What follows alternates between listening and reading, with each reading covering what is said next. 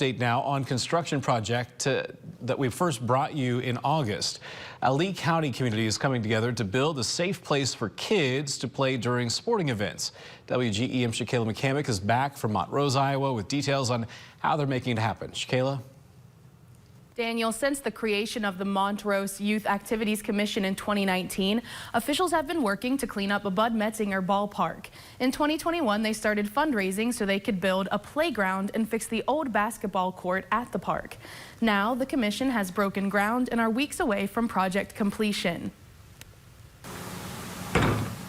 The Montrose Youth Commission has raised $76,000 since starting efforts to build a playground. Through events like fish fries and bingo nights, Mayor Matt Mullins says the community has come together, as they typically do, to make a better life for kids in Montrose. It seems like there are fundraisers going on all the time for different things, and in this situation they saw not only the vision but the leadership of those putting the plan together. And as you can see from the signs around the park, I think there's 30+ local businesses that just poured in. In addition to community fundraising efforts, local construction companies volunteered their time and labor to build the court and playground. Youth Activities Commission President Jeff Allmeyer says using volunteer construction companies allowed the commission to save about $40,000. Jones Contracting was here. They were a big supporter of this project and did donate.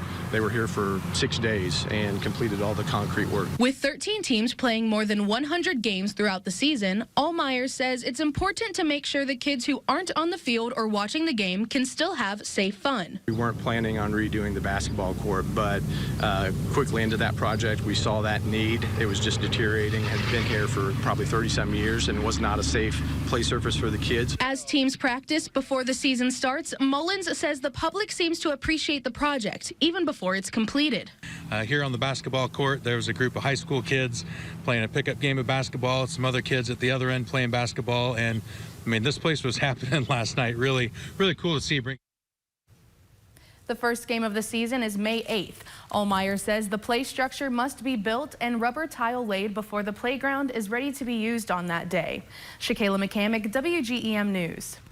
Thanks, Shakayla. Allmeyer says they'll soon release details about memorial benches you can fund to surround the perimeter of the playground as well. You can find more information and the renderings on our website, WGEM.com.